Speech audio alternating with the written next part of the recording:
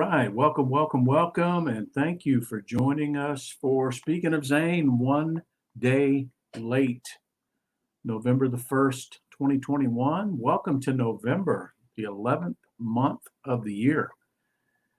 It happens to be the 167th week of Speaking of Zane.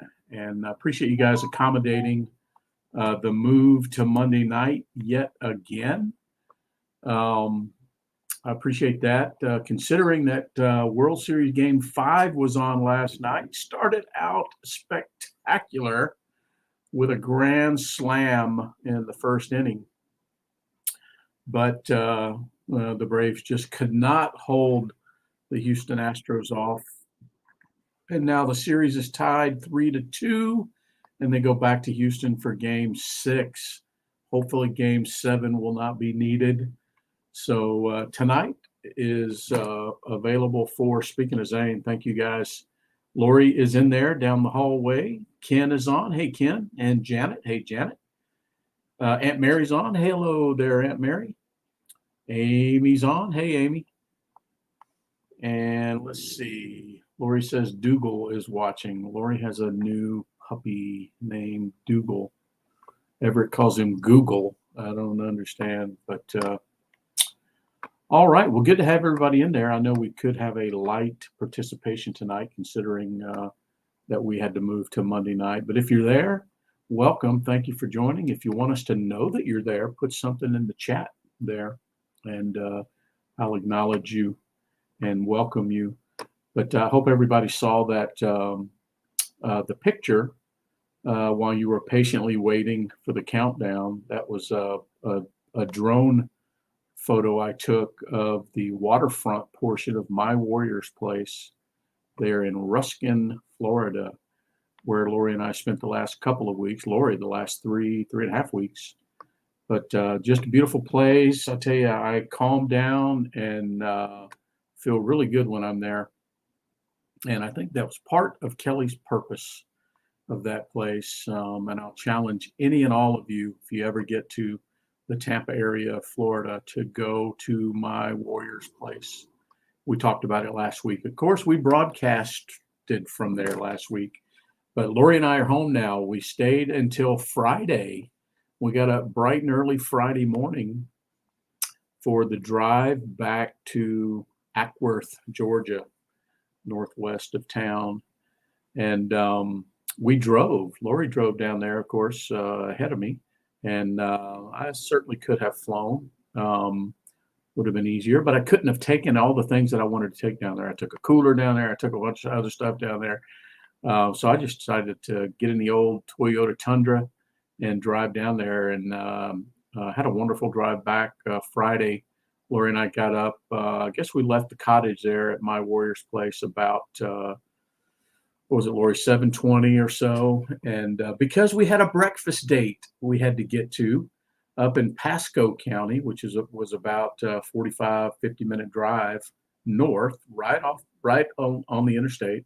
We had to pass right by there. Well, we had a wonderful breakfast at the Cracker Barrel with my Aunt Paula. And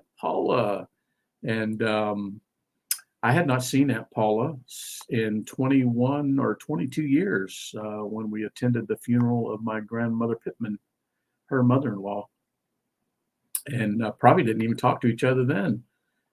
So we have to go way back before that since I saw her last. But we had a great time of fellowship and some good breakfast, and got to catch up with her. Very active woman, my parents' age, and she left Sunday with her church group. They took a trip up to the Ark in Kentucky, where they are now, and they took a bus up there, charter bus, and that's where she's at now for I guess the better part of this week.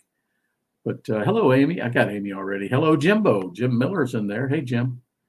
Good to have you in there.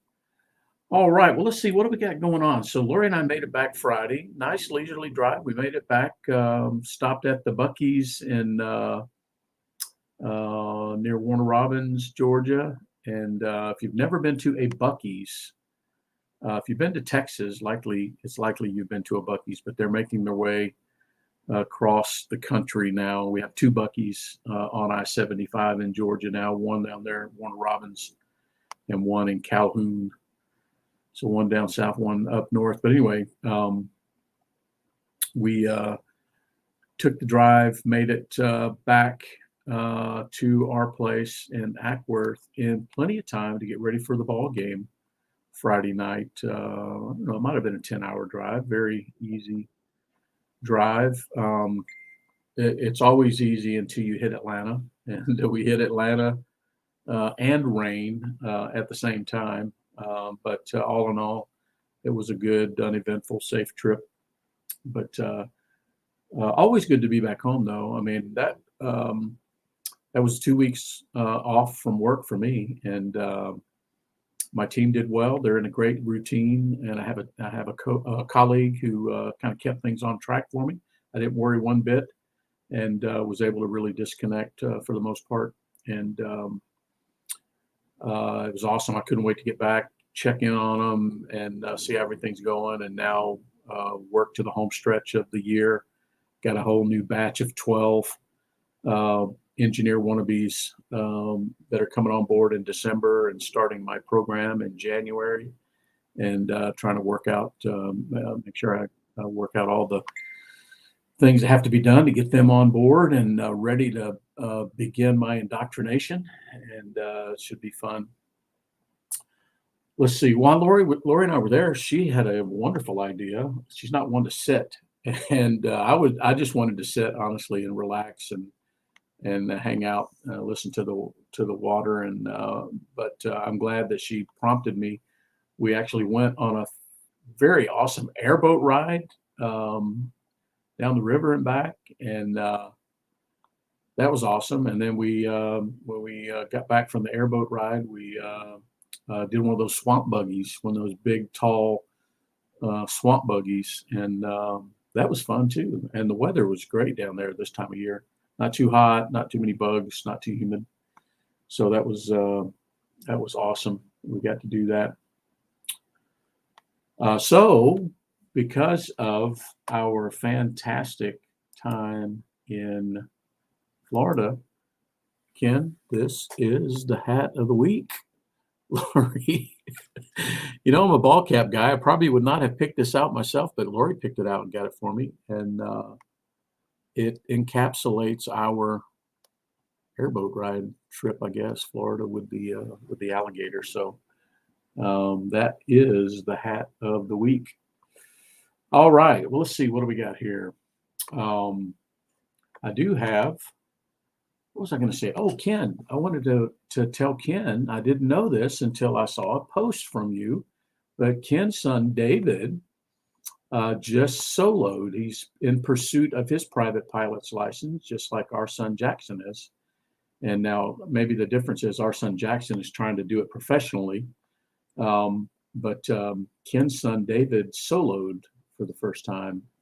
So congratulations to him, Ken. I remember when Jackson soloed not too long ago, I went and did some plane spotting. I camped out in the bed of my pickup truck at the end of the runway at the Kennesaw Airport, and watched the activities from the bed of my truck, and then later drove over to the flight school where he was at. And then on another occasion of him soloing, he flew over the house here. So Lori and I got to stand out in the front yard, and Lori's like, why does the plane sound like that?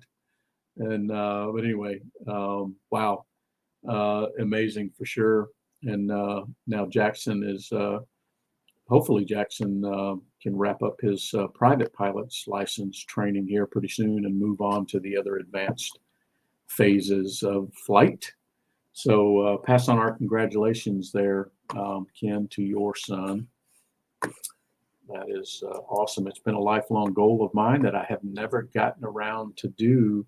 Money used to be the problem. That's not anymore. Time is the problem. Motivation, a lot of variables. But good stuff. Let's see, Lori. How does Lori look covered in mud? Well, Are you talking about that one mud wrestling event we had when we were at RF Milton Hall? No, that wasn't the one you're talking about. No, we did not get muddy, believe it or not. The airboat ride was out in a shallow river, so no mud there. And then we did do the mud bogging thing, but that swamp buggy stands up so high, we didn't, and he gingerly makes his way through all the big puddles and stuff. So we didn't get muddy, but we did see a lot of alligators and waterfowl and turtles and stuff like that. But it was a lot of fun. Yeah, the buggy ride was a little bit boring. It could have been a little more exciting, but hey, if you've never done a swamp buggy, well, now we can check it off our list and we don't have to do it again. So anyway, that was fun. Enough about that. Let's see, what did I pull in this week in military history? A couple of items anyway, of interest, maybe of interest to me anyway. It's my show. October the 26th, 1962, October 26, 1962, the last of 744 B-52 Stratofortresses rolled out of the Boeing plant in Wichita, Kansas. 744, the last of which rolled out in 1962. Now, here's the interesting fact, and most of you probably know this. There are still 75 B-52s in service, and they do make up, along with the B-1s and the B-2s, they make up the air portion of our nuclear triad. Actually, the B-1s I don't think do anymore, do they, Ken? I think maybe they do. I don't know. I can't remember the whole treaty stuff on that, but anyway, the B-52s still make up the bulk of our the air portion of our nuclear triad. And the B-52s are expected to still be, some of them anyway, in service when they reach the 100-year mark, potentially. Wow, that's amazing. In operation, in active service. How about that? So that was October 26th of 1962. Well, the very next day, yeah, the B-1, I thought that was right, Ken. See, I caught myself. I know they were originally, and a lot of things about the B-1 that aren't the same. I don't think they supersonic. I don't think they take them beyond the speed of sound regularly in their current mission profiles, if I recall. But anyway, we're getting a little technical there. But so the very next day, October 27th of 1962, before most of us were around, a year before I was around, and I think maybe Jimbo might have been around. Jimbo might have been around a year or two before that. But in October 27th, 1962, Major Rudolph Anderson was shot down over Cuba in a U-2. Remember last week I talked about the first flights over Cuba and 900 and some odd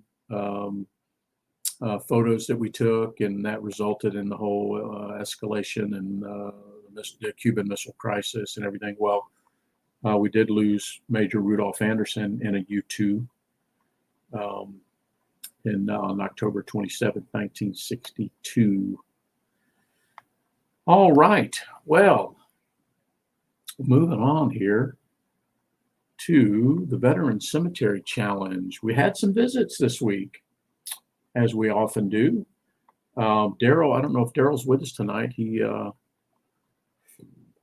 usually joins us if we do a Monday night, but Daryl did make his obligatory visit to Jefferson Barracks National Cemetery, and I believe it's true, Amy, that he will be making another visit there this week at Amy's request to represent our PAX community at the funeral. Amy can put that in the chat perhaps, but one of our old crew dogs who we mentioned a couple of weeks ago will be laid to rest at Jefferson Barracks. I think maybe it's on the 4th or the 5th. I think it's the 5th. But this week, so Daryl made a visit there. Lori and I, how about this? This was very fortuitous. Lori and I, the place that Lori picked out, the third, yeah, Andy Rowland on the third, Master Sergeant Rowland. I'm sorry, the third. So that would be Wednesday. It would be Wednesday.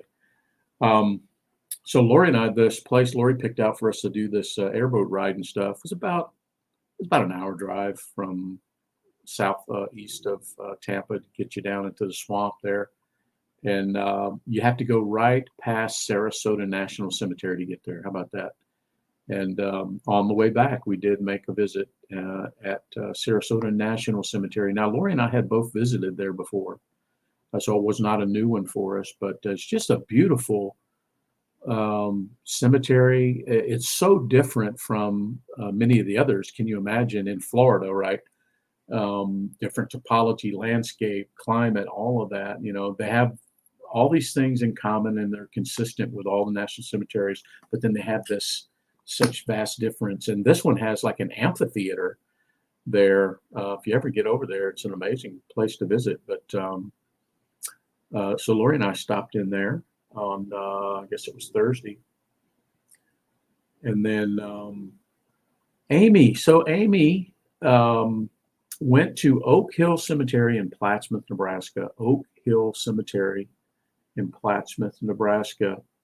Just a couple days ago, what, and Amy, was a Saturday, Friday or Saturday, for the funeral of one Benton Kincaid, who lived from 1845 to 1916. Now, here's what I don't know, is the circumstances of this burial. What were the circumstances? I don't know the story behind Benton Kincaid. So I don't know, Amy, if you can maybe put a couple of words in there or a link or something. I would love to know the story. But the caisson that was carrying the casket and the group, the period Civil War reenactors that were marching. Wow, it looked amazing. Amy posted some video footage. Thank you, Amy. But just an amazing thing. I tell you, this country of ours, this society that we've built, does not forget. And I can't wait to read the story about behind it, Amy. We talk periodically about these men that we lost in Korea, World War II, and even Vietnam that are eventually found and identified and repatriated to the United States and ceremoniously interred. And I love that about our country, that we make this solemn vow to one another and to our veterans that we're not going to leave you behind. And if it takes 60 or 70 years, or in this case, it looks like 100 years, and I don't know the circumstances, but I'm a history nut, so I'm excited to read the details. But so Oak Hill Cemetery in Plattsmouth happens to be a new one for us. I'll plot that on the map. So that's a new one. So that makes 3 visits. I'm counting 3. I'll count Lori and I together. So 3 visits, 1 new. That means 507 visits to 144 different veteran cemeteries. Why do we do this? Well,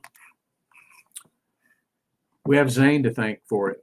Would I be doing this had I not placed my own son in a national cemetery? Probably not. But after Lori and I, began to really recognize the significance of these resting places for our loved ones, those who served, I don't know, they just feel more special, obviously, than ever. And we found ourselves gravitating to them and holding them in very high regard, and the men and women that rest there, obviously.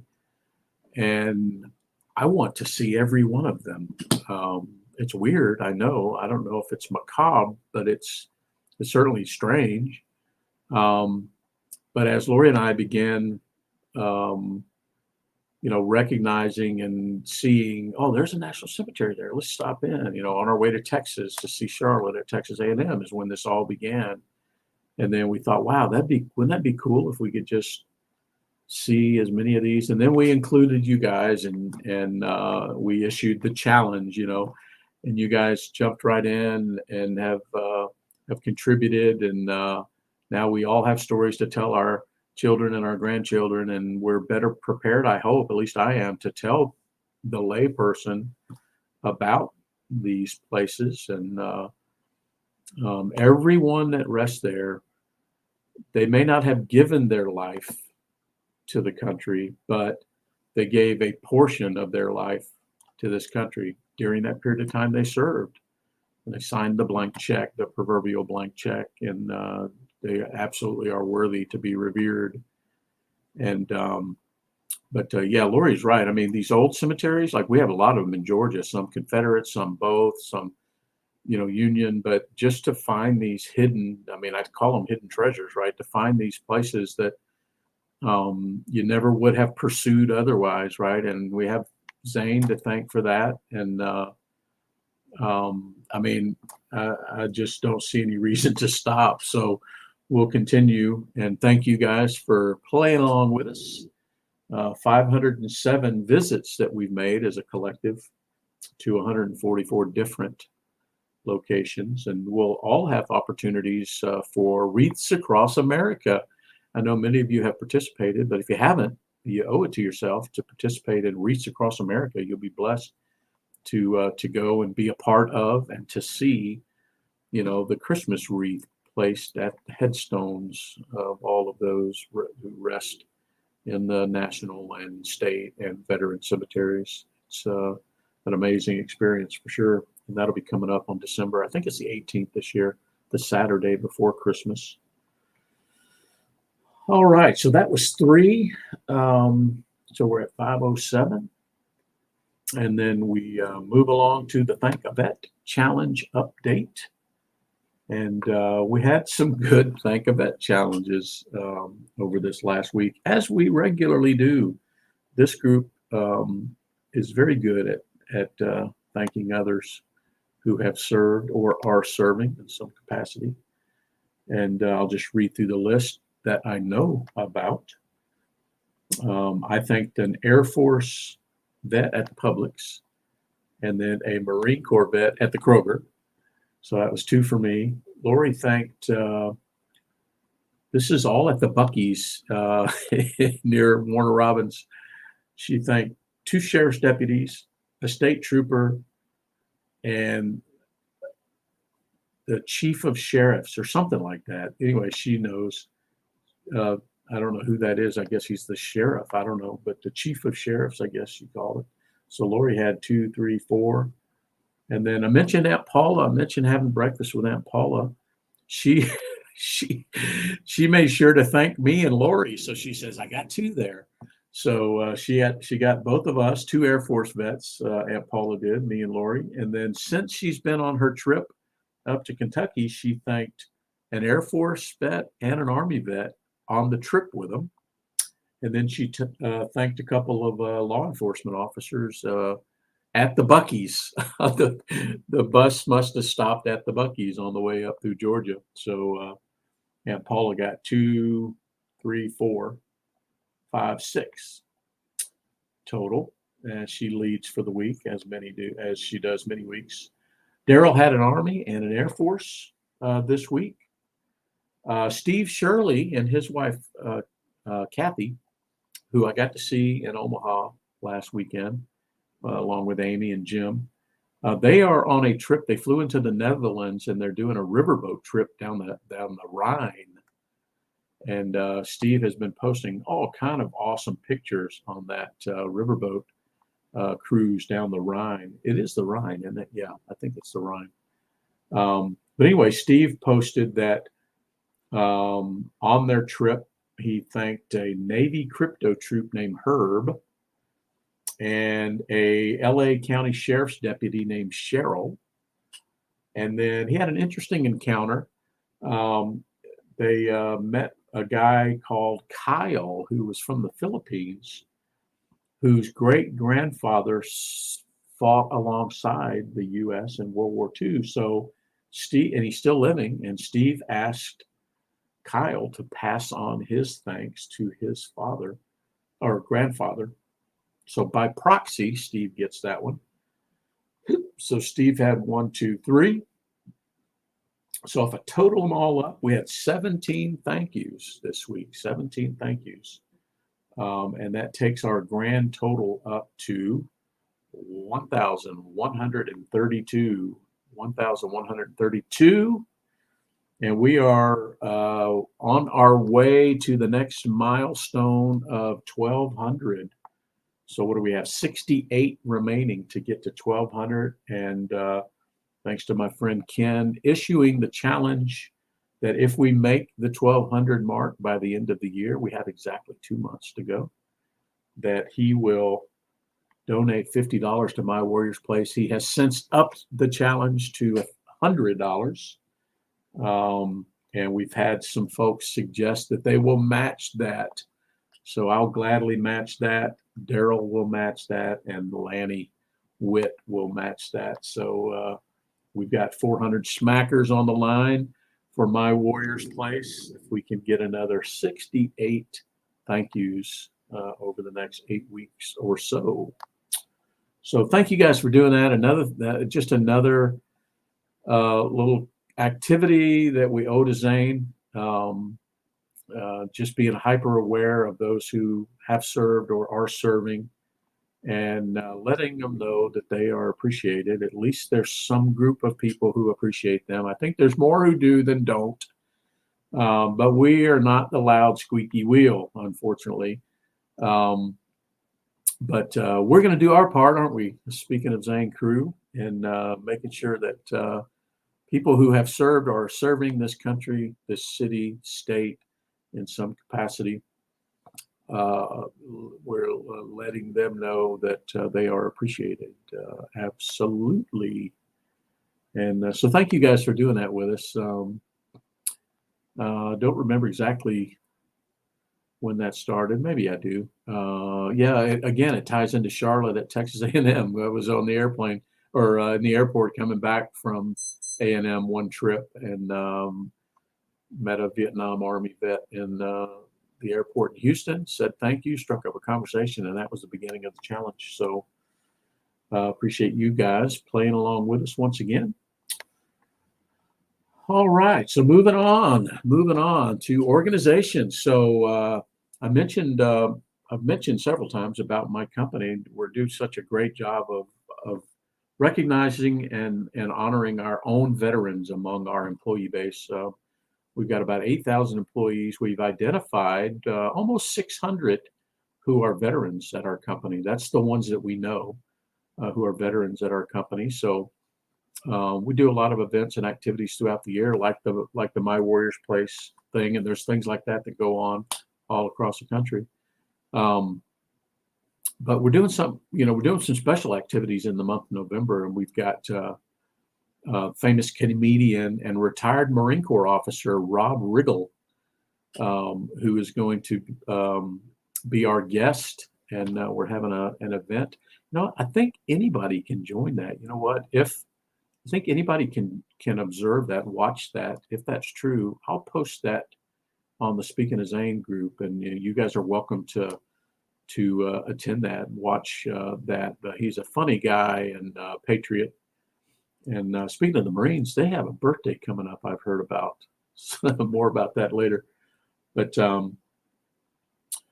Lori and I will be walking this weekend. Maybe we'll take our new little puppy with us. I don't know. On what is the 6th, Lori? Saturday, we're going to be walking in the Veterans Day 5K somewhere. Hadn't decided where yet, but that's okay. But we're going to do that. Got a haircut the other day, but you know what I noticed at Great Clips? I don't know if you guys have Great Clips where you are, but they have plastered all over their place that they are giving free haircuts to veterans on November the 11th. So if you go to a Great Clips on November the 11th, you can either get a haircut or a coupon for a free haircut. I thought that was phenomenal. how many other companies will do that? I mean, I know some companies will give this and that and the other, but I've never heard of a barbershop doing that. But I thought that was pretty special. They certainly don't have to do that. It's certainly not popular among some of the population to do things like that, but they've been very proud and bold about it. And I don't know their politics or anything like that, but I thought that was special. And I was in there the other day and I said, "Wow, I didn't realize you guys did that. Thank you." Let's see. Our friend Ralph and Carrie Roger, who owns Semper Fi Bar and Grill, speaking of Marines, they were once again voted the best burgers in Cherokee County, Georgia, 2021. The best burgers. So if you get to the Atlanta metro, there's another place you got to visit. Semper Fi Bar and Grill. Ralph and Carrie Roger, former Marines in Woodstock. And anyway, they won again. And speaking of Semper Fi Bar and Grill, they are hosts to the largest in Georgia, maybe in a tri or quad state area. To Jim, Jim won't be able to get the haircut because he's bald. Anyway, Semper Fi hosts the largest Marine Corps birthday in at least a tri-state area. Pretty phenomenal. They'll have several hundred in attendance regularly, people coming from all corners of Earth to go to Semper Fi Bar and Grill. They really do it up right there. But anyway, a couple things on Ralph this week. Let's see. Yeah, I think that's it for the organizations. A lot of good organizations. I saw today our friend, our friend Aaron Bartles up in Michigan, who does the Running to Honor. We participate each year in his Running to Honor 5K. And Aaron's been on here as a guest of ours. If you missed that, you can go to YouTube and watch these recordings, by the way. But anyway, Aaron posted today about the responsibility and reverence of the American flag. If you're a flag owner and you fly a flag, you bear a responsibility to make sure that that flag is flown properly and that is in good repair. And then once it is out of repair, it needs to be taken down and disposed of properly. Anyway, he posted, there was a business that, an establishment that went out of business or something up there, and they had a flag on a flagpole, tattered old flag, and they couldn't find anybody, couldn't get a hold of anybody. Eventually, Aaron worked through the city, I believe, to be able to get the flag down and disposed of properly. But it reminded me of, what was it, Lori, a year or so ago, just over a year ago, when quite harmlessly stumbled on a cemetery in Fort Walton Beach while we were down there visiting Jackson and Caitlin. And the flag was just in utter disrepair. I mean, torn and tattered and flying over a city-owned cemetery. And I certainly didn't think that was right. I mean, I didn't make a big deal about it, but I called the city and got a hold of the cemetery director, and she was very apologetic, and they sent somebody out there and had it replaced. And she says, I just never had anybody reach out to me about it or anything. She says, but we're going to do a better job of keeping an eye on it. And it reminded me of that when Aaron showed his post this afternoon. But Old Glory certainly, means something to most of us, and it's worthy of taken proper care of. Yeah, Jim's right. The Boy Scouts will dispose of them in a ceremonious manner according to the proper etiquette and protocol. For sure. Thank you, Jim. All right. Well, let's see. I didn't get a chance. We've had a little bit of a hectic week, busy week, and flying into the weekend home and getting settled back in, and didn't get a chance to look into Zane's Facebook posts like I love to do. But next week I'll have some items from his Facebook history, which is little scraps of him, that are treasures, just like photos of him, videos of him, music of him. Just an amazing, it's an amazing repository. Facebook is, just because it's those posts and everything are archived and available for us even after his passing. And it's a comfort. I can't describe it. I don't know that everybody would feel the same way, but it's a comfort to me to know that it's still there. I can go look at it. I can share his name. I can, I don't know. It's just interesting for me. All the bad stuff about Facebook, and there's plenty of it, trust me. There are some good things, and that's one of them. The other is the fact that we can stay in touch with, in my case, I feel one of the primary pros to Facebook or any other social media platform is the common point of aggregation that we all have, especially, Amy and Jim and Steve and Daryl and I, all those that serve together. Hello, Daryl. You're going to have to watch the replay because we're about to wrap it up, but we did talk about you. Thank you.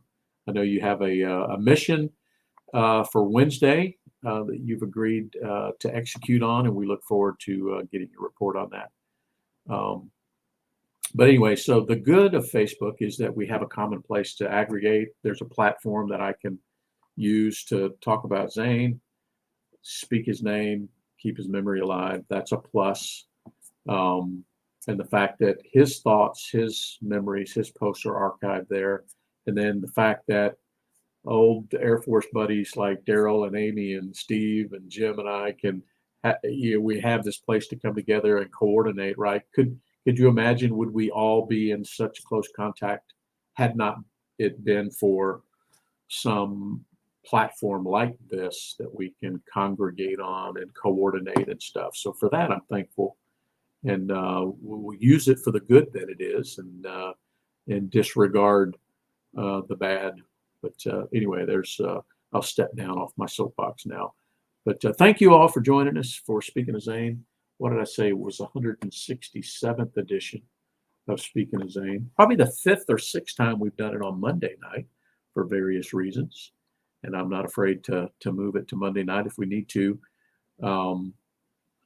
And as an example, we've done that for 2 weeks in a row, and that's okay. That's okay. But I appreciate you guys joining. And we look forward to getting Daryl's report next week. Lori and I will tell you about our 5K that we're doing on Saturday.